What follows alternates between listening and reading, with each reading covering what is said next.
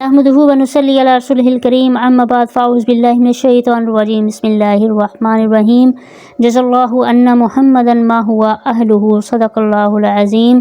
تمام سامعین کرام کو ترجمہ تفسیر چینل کی طرف سے السلام علیکم ورحمۃ اللہ وبرکاتہ۔ سامعین کرام، پچھلے سبق میں ہم نے سورہ بقرہ کی فضیلت اور اس میں مذکورہ جتنے بھی احکامات ہیں مختصر ان کا جائزہ کے طور پہ سبق جو ہے وہ پڑھا تھا۔ آج ہم اپنے سبق کی ابتدا کرتے ہیں سورہ بقرہ کی آیت نمبر 1 سے۔ بسم اللہ الرحمن الرحیم۔ الف لام میم۔ الف لام میم یہ حروف مقطعات میں سے ہے۔ اس کا ترجمہ کسی بھی انسان کے اندر اتنی طاقت نہیں کہ وہ اس کا ترجمہ کر سکے یا اس کی تعویلوں میں پڑھ سکے، کیونکہ اس کا جو ہے وہ معنی صرف اور صرف اللہ تعالیٰ ہی کی ذات ہے جو کہ جانتی ہے۔ حروف مقطعہ یعنی کہ یہ اسماء الہی کے رموز ہیں، اور بعض مفسرین نے فرمایا ہے کہ یہ صورتوں کے نام ہیں، اور قرآن پاک کی کل 114 صورتیں ہیں۔ ان میں سے 29 صورتیں ایسی ہیں جن کی ابتدا حروف مقطعات سے ہوئی ہے۔ مقطعہ قطع سے ہے، ایک ٹکڑا لفظ کے لیے الگ جو ہے وہ حرف کے لیے بولا جاتا ہے، یعنی حروف مقطعات کے ان میں سے ہر حرف جدا جدا اور ساکن پڑھا جائے گا۔ ذالک الکتاب لا ریب فیہ، ذالک یہ وہ کتاب ہے جس میں کوئی شک نہیں ہے۔ ذالک اس میں بعید، اس میں اشارہ ہے جو کہ بعید یعنی کسی دور کی چیز کے لیے بولا جاتا ہے۔ اب یہاں پر کتاب کا ذکر ہو رہا ہے، یہ کتاب جو ہمارے پاس ہے جس کو ہم پڑھ رہے ہیں، تو یہاں دور کا اشارہ کیوں لایا گیا؟ یعنی یہ ترجمہ کیوں آ رہا ہے کہ یہ وہ کتاب ہے، حالانکہ یہ تو یہ کتاب ہونا چاہیے تھا۔ یہاں اس کی بات کو سمجھ لیجئے، اس کی وضاحت اس طرح ہے کہ ذالک الکتاب لانے کا جو یہاں پہ جو مقصد ہے اللہ تعالیٰ کا وہ یہ ہے کہ اس میں یہ چیز بتا دی گئی ہے سورۃ فاتحہ میں، جس چیز کی تم دعا کر رہے تھے، جس صراط مستقیم کی تم اللہ تعالیٰ سے استدعا کر رہے تھے، جس صراط مستقیم کے لیے تم دعا مانگ رہے تھے، یہ وہی صراط مستقیم ہے، یہ وہ کتاب یعنی یہ وہ صراط مستقیم ہے۔ دوسری صورت اس میں یہ ہے کہ پچھلی جتنی بھی جو ہیں وہ کتابیں ہیں ان میں ذکر آ گیا تھا اللہ کے نبی صلی اللہ علیہ وآلہ وسلم کے ذکر کے زمرے میں، یہ چیزیں ساری آ گئی تھی قرآن کے متعلق کہ اللہ کے نبی آخری امت ہوگی، اس میں اللہ کے نبی آئیں گے جو کہ آخری نبی ہوں گے، اور اس میں جو ہے وہ کتاب ان کو دی جائے گی قرآن کے متعلق، یعنی پچھلی تمام کتابوں میں اس کا ذکر آ چکا تھا، اور یہاں یہ بتا دیا گیا ہے کہ یہ وہی ہدایت کی کتاب ہے جس کا ذکر پہلی کتابوں میں آ چکا تھا، اور یہ وہی کتاب ہے جس میں کوئی شک، کوئی جو ہے وہ کسی قسم کا کوئی شک شبہ کی کوئی گنجائش ہی باقی نہیں رہی ہے، کہ یہ وہ کتاب ہے لا ریب فیہ، اس میں کوئی شک نہیں ہے، یعنی کہ انسان سوچ بھی نہیں سکتا اس کے متعلق کہ معاذ اللہ، یعنی کہ اس میں کیا ہے کہ یہ حقیقت ہے، اور ہمارا اس پہ ایمان ہے کہ یہ اللہ کی طرف سے نازل کردہ کتاب ہے جو اللہ کے نبی صلی اللہ علیہ وآلہ وسلم پر نازل کی گئی۔ ھدی للمتقین ہدایت ہے متقیوں کے لیے، ہدایت ہدن ہدایت لل کے لیے، متقین متقی اصل لفظ اس کا وقا ہے، وقا جس کا معنی ہوتا ہے بچنا، پرہیز کرنا۔ تو یہاں پہ ترجمہ کیا بن رہا ہے؟ ہدن للمتقین ہدایت ہے متقیوں کے لیے۔ یہاں ایک سوال ذہن میں آتا ہے کہ کیا قرآن پاک صرف متقین کے لیے ہدایت ہے؟ یعنی جو پرہیزگار نہیں ہے کیا قرآن اس کے لیے ہدایت نہیں ہے؟ ایسا ہرگز نہیں۔ اس کی وضاحت کو سمجھ لیجئے کہ متقین لا کر جو ہے وہ خاص کیوں کر دیا گیا، حالانکہ قرآن پاک تو پوری دنیا، پورے عالم کے لیے ہدایت کی کتاب ہے، سرچشمہ ہدایت ہے۔ تو یہاں پہ اس چیز کا ذکر اس طرح کر دیا گیا کہ اللہ تعالیٰ نے قرآن پاک میں جتنے بھی احکامات دیے ہیں کہ تم نیک کام کرو گے تمہارے لیے اس کے انعام میں تمہیں جو ہے وہ جنت دی جائے گی، جو بھی تم گناہ کرو گے جس میں نافرمانیاں ہیں، جس میں بہت سارے ایسے گناہ ہیں جن کے بارے میں آتا ہے کہ جہنم کا عذاب ہے، پھر اس کے بعد اور جو ہے وہ جہنم ہے، قبر کا عذاب ہے، یہ ساری چیزیں ہیں۔ اب جو انسان نیک اعمال کرے گا جنت کو پانے کے لیے، اور جتنی بھی جو ہیں وہ عذاب والی آیات ہیں ان ساری آیتوں کو پڑھ کے وہ ڈر جائے، وہ ڈرتے ہوئے کوئی غلط کام نہیں کرے گا، تو اس نے گویا کہ ہدایت پا لی، یعنی حقیقت میں جو انسان ڈر گیا وہ ہدایت پا گیا، یہاں یہ مطلب ہے۔ اور ہدایت ہے متقین کے لیے، یعنی کہ ایسے لوگ جو پرہیزگاری اختیار کرنے والے ہیں، جو نیک اعمال کرتے ہیں، اور وہ لوگ جو ہیں وہ برائیوں سے باز رہتے ہیں، برائیوں سے بچ جاتے ہیں۔ کس چیز کی وجہ سے؟ جہنم کے عذاب کے ڈر کی وجہ سے۔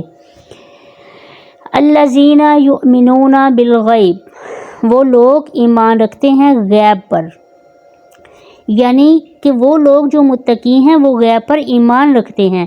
ایمان کی تعریف کو یہاں صرف 2 لفظوں میں پورے کا پورا بیان کر دیا، لفظ ایمان اور غیب، یعنی کہ ان کو سمجھ لیا جائے تو ایمان کی پوری حقیقت اور تعریف سمجھ میں آ جاتی ہے۔ لغت میں کسی کی بات کو کسی کے اعتماد پر یقینی طور سے مان لینے کا نام ایمان ہے۔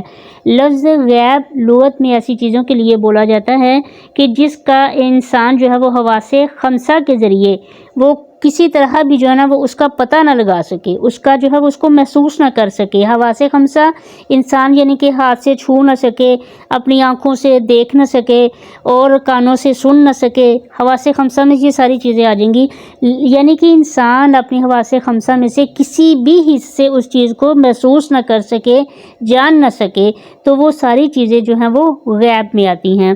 غیب سے وہ تمام چیزیں مراد ہیں جن کی خبر نبی علیہ الصلوۃ والسلام نے دی، اور ان کا علم عقل حواس خمسہ کے ذریعے ہو ہی نہیں سکتا۔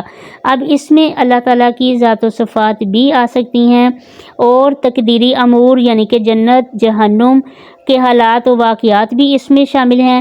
فرشتے، تمام آسمانی کتابیں اور انبیاء سابقین، یعنی ان تمام لوگوں کا اس میں ذکر آ جاتا ہے کہ اللہ کے نبی صلی اللہ علیہ وآلہ وسلم پر اس قدر یقین، اس قدر جو ہے وہ یقینی طور پہ اعتماد رکھنا کہ اللہ کے نبی علیہ السلام نے جتنی بھی چیزوں کی خبر دی ہے، پچھلی امتوں کی، پچھلے انبیاء کی، ان ساری چیزوں کو جو ہے وہ غیب کے ساتھ ماننا، یعنی ہم نے نہیں دیکھا، بن دیکھے ان چیزوں پر ایمان رکھنا۔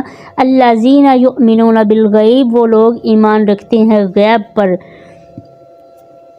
وَيُقِيمُونَ الصَّلَاةَ وَمِمَّا رَزَقْنَاهُمْ يُنْفِقُونَ۔ وَيُقِيمُونَ، اور ایمان والے وہ متقین، ان کی دوسری صفت کیا ہے کہ وہ نماز قائم کرتے ہیں۔ وَمِمَّا رَزَقْنَاهُمْ، اور اس میں سے رَزَقْنَاهُمْ جو ہم نے ان کو دیا، ينفقون خرچ کرتے ہیں۔ یہ بھی ایمان والوں کی صفت ہے کہ اللہ تعالیٰ نے ان کو جو رزق عطا کیا ہے، جو مال و دولت اللہ ان کو دیتے ہیں، وہ اس میں سے ان لوگوں کو جو مستحقین ہیں ان پر خرچ کرتے ہیں، بخل نہیں کرتے۔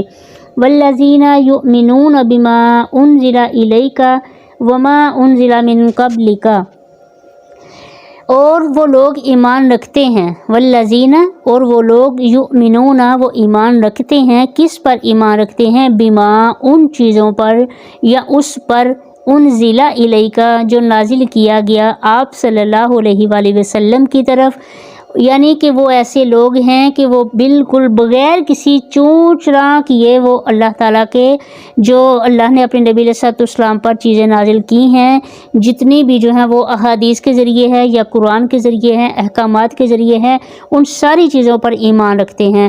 وما انزل من قبلک، اور وہ ایمان رکھتے ہیں اور جو کچھ نازل کیا گیا من قبلک، وہ آپ سے پہلے، کاف ضمیر میں آپ صلی اللہ علیہ وآلہ وسلم کو ہی مخاطب کیا گیا ہے، اور وہ جو کچھ آپ صلی اللہ علیہ وآلہ وسلم پر نازل کیا گیا اس پر بھی ایمان رکھتے ہیں، جو آپ صلی اللہ علیہ وآلہ وسلم سے پہلے نازل کیا گیا اس پر بھی ایمان رکھتے ہیں۔ یعنی پہلے سے مراد وہی جو میں نے اوپر غیب کی جو ہے وہ وضاحت میں بتا دیا کہ پہلی چیزوں سے مراد کہ اللہ کے نبی صلی اللہ علیہ وآلہ وسلم کے ذریعے ہمیں پتہ چلا پہلے انبیاء کے حالات، پہلی امتوں کے حالات، آسمانی کتابوں کے بارے میں، تو ہم لوگ اس پہ ایمان رکھتے ہیں۔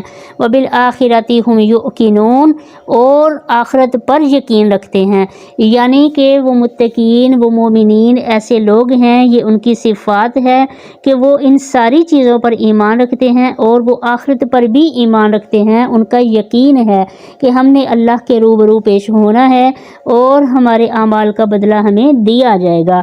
یہ ساری چیز آ گئی کہ یہاں پہ متقین کی صفات کا ذکر آ گیا۔ اب یہ شرط بھی کہہ لیں، صفات بھی کہہ سکتے ہیں۔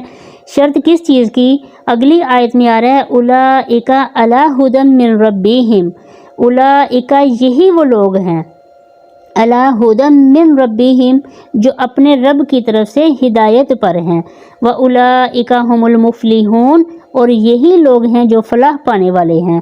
یعنی کہ یہ ایسے لوگ ہیں کہ ان کو ان کے رب کی طرف سے ہدایت مل چکی ہے، یہ اپنے رب کی طرف سے ہدایت پر ہیں، یعنی انہوں نے اللہ تعالیٰ کے جو ہدایت یعنی کہ یہ جو قرآن کے ذریعے اتاری، جو اللہ کے نبی صلی اللہ علیہ وآلہ وسلم شریعت لے کر آئے، یہ لوگ اس پر چلنے والے ہو گئے، انہوں نے ہدایت کے راستے کو قبول کر لیا۔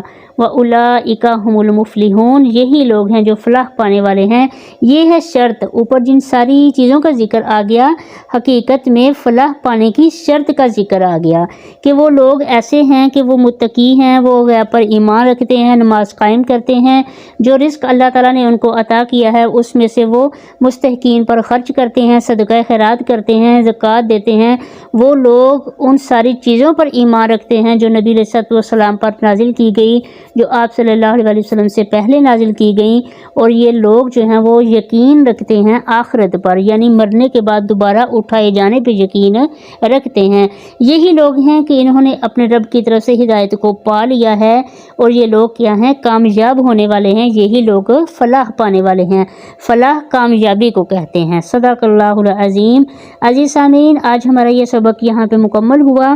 آپ لوگوں سے گزارش ہے کہ جن لوگوں نے چینل کو سبسکرائب نہیں کیا، پلیز چینل سبسکرائب کر دیں، اور ہمیں کمنٹ میں بتایا کریں لازمی کہ آپ کو ہماری ویڈیو کیسی لگتی ہے، اور چینل کو جو ہے وہ لائک ضرور کر دیں، اور اس کو آگے شیئر کریں تاکہ قرآن کا یہ پیغام جتنے بھی لوگوں تک ہو سکے پہنچے، اور اللہ تعالیٰ اس کو میرے لیے، آپ کے لیے، سب کے لیے ذریعہ نجات بنائے۔ آمین۔